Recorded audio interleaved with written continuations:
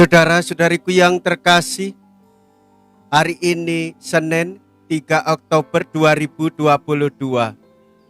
Saya Romo Siga dari Paroki Santo Stefanus, Surabaya. Dalam nama Bapa dan Putra dan Roh Kudus, amin. Siapakah sesamaku? Mea culpa, mea culpa, mea maxima culpa.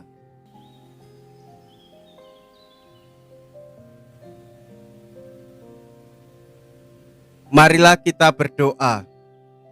Allah Bapa kami yang Maha Rahim, belas kasih Kau jadikan pertanda kehadiran-Mu di tengah-tengah kami.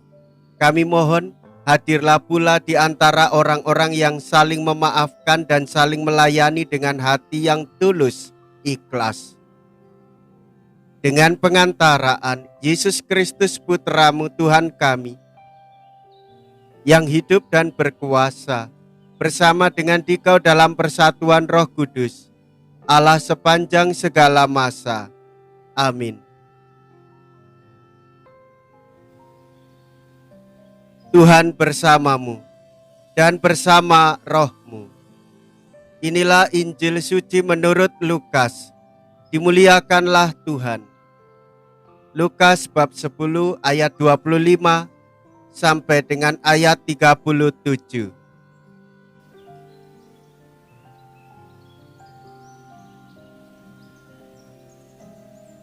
Pada suatu ketika, seorang ahli kitab berdiri hendak mencoba Yesus. Guru, apakah yang harus kulakukan untuk memperoleh hidup yang kekal? Jawab Yesus kepadanya, apa yang tertulis dalam hukum Taurat? Apa yang kau baca di sana?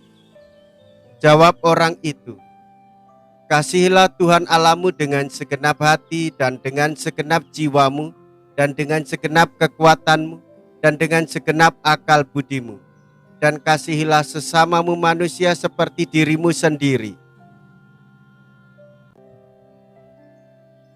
Kata Yesus kepadanya, benar jawabmu itu.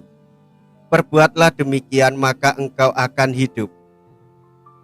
Tetapi untuk membenarkan dirinya orang itu berkata lagi, dan siapakah sesamaku manusia?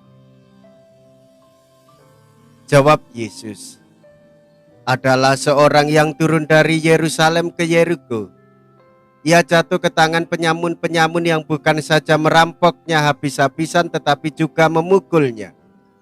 Dan sesudah itu meninggalkan setengah mati. Kebetulan ada seorang imam turun melalui jalan itu. Ia melihat orang itu, tetapi ia melewatinya dari seberang jalan. Demikian juga seorang Lewi datang ke tempat itu. Ketika melihat orang itu, ia melewatinya dari seberang jalan. Lalu datanglah ke tempat itu seorang Samaria yang sedang dalam perjalanan. Ketika ia melihat orang itu, tergeraklah hatinya oleh belas kasih. Ia pergi kepadanya lalu membalut luka-lukanya. Sesudah menyiraminya dengan minyak dan anggur, kemudian ia menaikkan orang itu ke atas keledai tunggangannya sendiri lalu membawanya ke tempat penginapan dan merawatnya. Keesokan harinya ia menyerahkan 2 dinar kepada pemilik penginapan itu, katanya, rawatlah dia. Dan jika kau belanjakan lebih dari ini, aku akan menggantinya waktu aku kembali. Menurut pendapatmu, siapakah di antara ketiga orang ini adalah sesama manusia dari orang yang jatuh ke tangan penyamun itu? Jawab orang itu, orang yang telah menunjukkan belas kasih kepadanya. Yesus berkata kepadanya, pergilah dan lakukanlah demikian. Demikianlah sabda Tuhan. Terpujilah Kristus.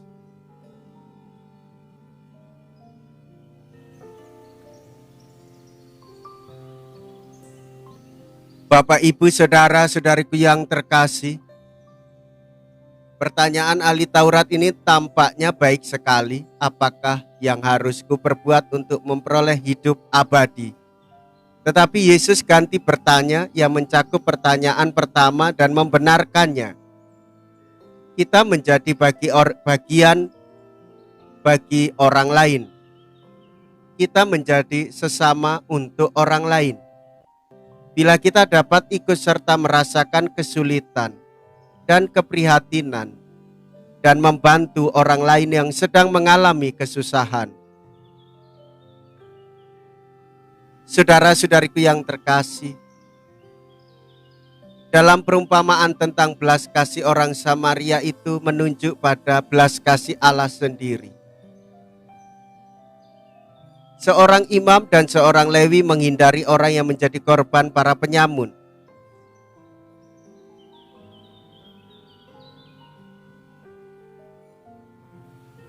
Orang asing malahan yang melakukan kehendak Tuhan, menunjukkan kehendak Tuhan, menghadirkan belas kasih dari Tuhan. Ia peduli kepada yang lemah dan membantu sekuat kuasanya. Panggilan kita Bapak Ibu saudara-saudariku yang terkasih sebagai orang Katolik hendaklah menunjukkan belas kasih Allah.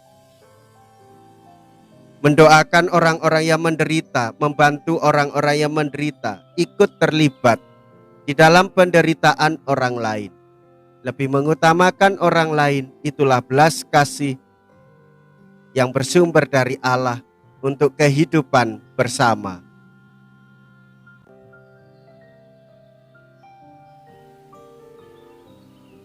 Marilah kita berdoa. Allah Bapa yang Maha Rahim, Engkau telah mengutus Dia yang dekat sekali dengan siapa saja yang menderita dan tertindas, ialah Yesus, saudara kami. Perkenankanlah kami mengikuti jejaknya agar dapat membangun dunia ini menjadi tempat tinggal kami bersama yang menenteramkan hati. Dengan pengantaraan Kristus Tuhan kami. Amin. Tuhan beserta kita, sekarang dan selama-lamanya. Semoga Allah yang Maha Kuasa memberkati saudara sekalian, Bapa dan Putra dan Roh Kudus. Amin.